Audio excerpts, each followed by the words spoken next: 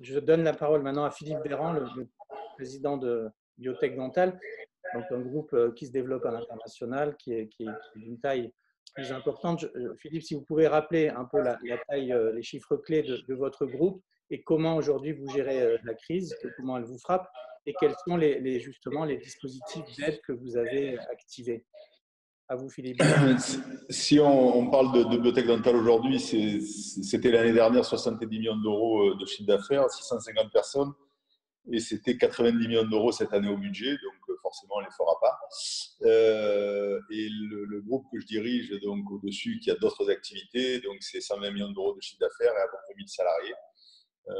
Et avec donc la particularité d'avoir, je dirais, quasiment tous les secteurs de l'économie que je peux, je dirais, traiter dans ce groupe-là, qui sont aujourd'hui très, très impactés, évidemment, par le Covid. Si on reste concentré sur le Biotech Dental, aujourd'hui, on est passé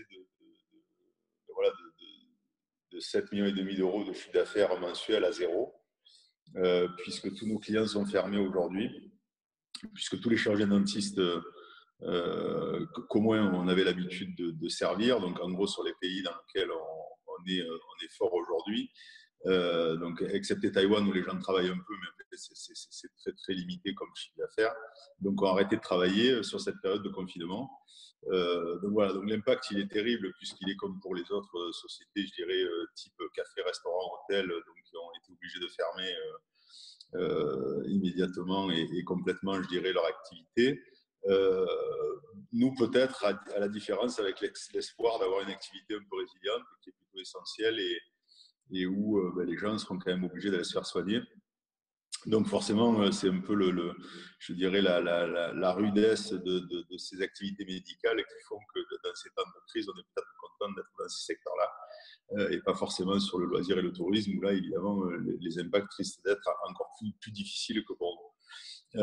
Pour rebondir un peu, puisque je crois que c'est le sujet, sur les mesures qui sont adoptées, donc bien sûr, ces mesures-là, elles ont été très salvatrices, puisque d'abord, elles ont été rapides.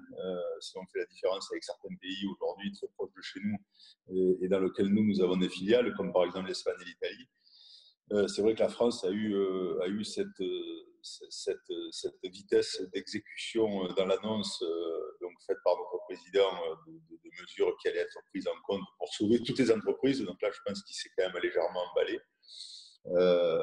Mais néanmoins, donc ces mesures, elles ont au moins l'intérêt d'exister. Évidemment, dans leur exécution, mais voilà, entre dire politique annoncée, on va faire ça, et après l'exécuter, c'est la même chose qu'on peut faire aussi dans l'entreprise quand on décide quelque chose. Il faut quand même le temps de l'exécution. Je dois avouer que les banques, et en particulier BPI, donc, ont été remarquables dans la mise en place extraordinairement rapide de leurs dispositifs et de leurs équipes, donc je dirais au service des entreprises. Bien sûr que c'est dans la douleur. On ne peut pas demander à un banquier de changer de métier en 5 secondes. C'est-à-dire qu'un banquier à qui effectivement on demande aujourd'hui un octroi de crédit, et c'est bien l'intérêt de ce PGE, effectivement, il est obligé de le regarder avec ses réflexes. Donc là où je serais peut-être moi beaucoup plus circonspect, c'est sur les analyses qui ont été faites par mon ancien confrère, puisque j'étais aussi expert comptable. Donc c'est sur l'analyse quand même que doivent faire les banques sur la portée de cette crise. Cette crise, elle n'est pas économique, elle n'est pas financière, elle l'est forcément par conséquence, mais c'est une crise sanitaire. Donc ça, c'est très différent de ce qu'on a pu vivre, je dirais, dans notre passé antérieur. Je pense qu'elle doit être traitée de façon exceptionnelle. Aujourd'hui, elle ne l'est pas. C'est-à-dire qu'on traite de nouveau cette crise, même avec des moyens exceptionnels, on le traite avec des réflexes qui sont des réflexes qui ne sont pas du tout adaptés à la situation. Donc quand j'entends le dire, de toute façon, il faut aussi réfléchir aux entreprises, ce qu'elles vont savoir rembourser. Je suis désolé, personne ne sait ce qu'on va savoir rembourser aujourd'hui. Donc à ce moment-là, ce qu'il faut dire, c'est on ne donne rien et quand on donne aux gens de quoi se nourrir pendant les 2 mois de confinement, et par contre, on va essayer de réouvrir avec d'autres conditions sur des boîtes nouvelles et cette fois réaccorder du crédit. Donc ce qui est impossible. Donc c'était simplement pour expliquer pourquoi ça a été décidé comme ça. Donc forcément, si on essaie de se rapporter, je dirais, à des réflexes habituels, on n'y arrivera jamais. Je pense que l'Ordre des experts comptables a doit être très important dans cette situation parce qu'on sait que la lecture des chiffres, c'est la lecture du présent, mais c'est aussi malheureusement la lecture du futur pour le passé sur lequel on revient très longtemps. Je m'explique. On regardera toujours, avant de demander ce qu'on va faire 5 ans dans le futur, on va d'abord regarder ce qu'on aura fait 3 ans en arrière. Il faut absolument qu'on arrive à isoler cette période Covid dans le bilan des boîtes. C'est obligatoire. Et il faut qu'on en tire aussi, et il faut que l'ordre travaille et fasse réfléchir un peu ses grands cerveaux. Il en reste, heureusement. Il faut qu'on réfléchisse à un traitement comptable qui soit complètement isolé et qui permette donc d'isoler cet épisode Covid pour les entreprises et qu'on le rapporte aussi évidemment à cette fameuse dette qui sera sur la tête des boîtes. Et cette dette, ce n'est pas uniquement le PGE, ce sera aussi les cotisations sociales qu'il faudra continuer à rembourser, qui auront été effectivement décalées. Je ne parle pas cette fois des prêts qui auront été remis en fin je dirais de crédit, puisque ça c'est plutôt intelligent, parce que ça veut dire qu'on a complètement isolé cette période Covid. Donc en clair, c'est un peu ça, c'est 2 mois, 3 mois, voire 4 ou 5 ou 6 pour certains secteurs d'activité qui vont rester complètement bloqués le temps effectivement d'une autorisation ou pas de travailler.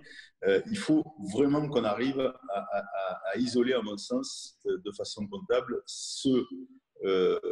cette période-là, de sorte à ce que pour le futur, dans nos instruments, parce que là on reviendra à nos anciens réflexes, on est évidemment de nouveau, on puisse faire la différence entre une activité qui sera bonne, pas bonne, et je pense que c'est très important. Ça aussi, notre notion qui est très importante, parce qu'il ne faut pas se leurrer, le risque, il n'est pas là pendant ces 2 mois où on est fermé, il va être quand on va réouvrir. C'est-à-dire que moi, chez BD, par exemple, aujourd'hui, c'est dire, est-ce qu'on va remettre 650 personnes au travail le 12 mai? Jamais de la vie. Mais comment est-ce qu'aujourd'hui, on va faire repartir une activité où on sait très bien que nos clients vont aussi avoir beaucoup de mal à repartir? Donc, ça veut dire qu'il va y avoir une espèce d'inertie encore sur une période qui va durer 3-4 mois. Donc moi, je ne vois pas de retour à la normale d'ici le mois de septembre-octobre, de façon claire. Et quand je dis retour à la normale, ce sera peut-être retour à la normale, moins 10 ou 15% de ce qu'on avait l'habitude de faire. Donc ça veut dire qu'il va falloir qu'on vive avec cette espèce de boulet qu'on m'a traîné. Et ce boulet, il faut qu'il soit absolument isolé. Et là, pour en revenir ensuite à ce que ce crédit sera, aujourd'hui, on parle d'aide de l'État. Mais 300 milliards de garanties accordées aux banques aujourd'hui, enfin 300 milliards de crédits accordés possiblement par les banques, dont l'État va garantir 90%, sur lequel on parlait au final que sur les 300 milliards, on n'en aura que 100 ou 150, que sur ces 150, on suppose quand même que 90% ne seront pas concernés par la garantie, c'est-à-dire que le risque de l'État, il est que de 10%. Je suis désolé, mais aujourd'hui, les aides de l'État, c'est le chômage partiel, ça c'est sûr. Donc ça, on n'y reviendra pas. C'est ce que donne l'État et effectivement, on ne demandera pas aux entreprises de le rembourser. Mais sur le crédit, ce n'est pas de l'aide de l'État. Donc pour l'instant, l'aide de l'État, ce sera si effectivement l'État paye. Mais si l'État ne paye pas, encore une fois, cette aide-là, elle n'existe pas. Donc moi, je suis aussi très, très prudent dans tout ce qui est annoncé au niveau grand discours politique. Il faut faire très attention. Et cette dette, il faudra bien qu'on se pose la question de savoir si on la gère comme une obligation remboursable, si on la gère comme un crédit sur 40 ans, si on la gère comme un crédit sur 5 ans ou comme on la gère sur un crédit qui pourra être remboursé très très vite et si effectivement les affaires vont beaucoup mieux. Mais nécessairement, c'est une hérésie que de penser aujourd'hui quelle sera la boîte qui sera capable de dire dans 3 mois ou dans 12 mois même, est-ce que je prends la possibilité effectivement de me dire que je vais pouvoir rembourser ce crédit sur 5 ans et si l'aventure à ce moment-là, les banques ne l'accordent pas, parce qu'il faudra aussi reparler de ce que feront les banques à ce niveau-là, qu'est-ce qu'on va faire dans 12 mois sur le remboursement de ce PGE ou de la discussion avec nos banques si aucun traitement très clair n'a été mis en place sur le traitement de cette dette. Donc voilà, donc moi c'est mon interrogation aujourd'hui. Après, sincèrement, aujourd'hui on ne peut pas taper sur la tête des banques en leur disant qu'elles ne font pas leur boulot, parce qu'encore une fois, on leur a dit exactement d'accorder ces crédits avec le maximum de souplesse, mais néanmoins, en regardant par rapport à une situation financière qui pouvait être avant Covid pas trop mauvaise. Bon, mais c'est sûr qu'après Covid, c'est très compliqué de se poser la question de savoir comment elles seront, puisque personne ne le sait, mais néanmoins, donc elles font leur boulot. Dernier point aussi, peut-être, moi je conseille à tous les entrepreneurs aujourd'hui d'obtenir le maximum qu'il leur est possible d'aide auprès de leur banque, c'est-à-dire ne discutez pas de savoir si vous avez besoin que de 15%, prenez les 25% qu'on vous accorde, prenez-les 100%. Là où je rejoins Mathieu, c'est effectivement si vous n'en avez pas besoin, vous les gardez en trésorerie. enfin, on parle toujours de dette nette, jamais de dette brute. Donc, de toute façon, si vous avez la trésorerie en face de dette, ça veut dire que nécessairement, vous pouvez toujours la rembourser. Donc, ce n'est pas de la dette. Mais prenez cette dette, prenez-la. Vraiment, prenez-la. Voilà. Surtout, Philippe, pour compléter ce que tu disais, en tout cas, le PGE à très court terme, il coûte rien, puisqu'il coûte 0,25% de ce que vous avez demandé. Et si on est en excédent de trésorerie dans un an, ce remboursement-là vous aura coûté donc vraiment pas grand-chose sur la première année. Donc autant pour rejoindre ce que dit Philippe, y aller parce que ça coûte pas grand-chose la première année. Merci Philippe pour ce témoignage. Avant de donner la parole à Laurent Gonzalez, une précision quand même par rapport à ce que vous dites. Vous dites que le gouvernement a bien réagi, il a été réactif, notamment par rapport à d'autres pays comme l'Italie ou l'Espagne. Apparemment, il n'y a pas les mêmes aides. Je sais pas, vous pouvez peut-être nous dire comment ça se passe dans vos filiales.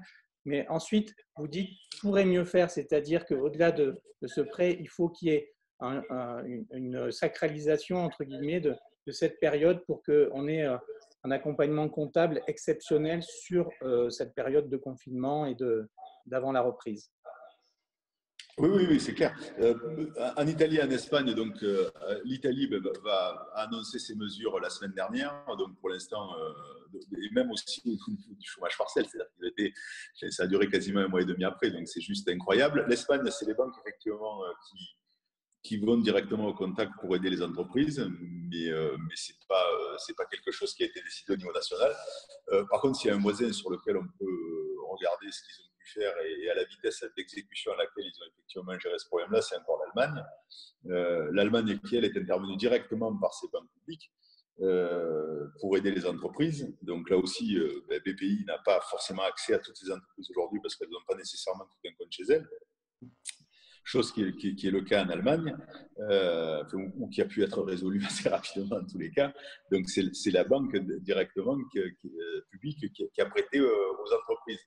Donc là aussi, ça ne met pas les banques dans les mêmes situations et ça permet à chacun de faire son boulot correctement et ensuite de pouvoir traiter cette dette de façon un peu différente. Alors que là, aujourd'hui, on va les demander effectivement aux banques d'aller traiter au final une dette qui a été générée par entre guillemets, une aide ou des décisions publiques. Voilà, moi je trouve que c'est extrêmement complexe. Alors bon, là, il faut faire vite, donc ça a au moins le mérite d'exister. Mais c'est vrai que dans 12 mois, on sera devant le même problème et il faudra bien le gérer. Donc, autant avoir utilisé ces 12 mois pour pouvoir y penser.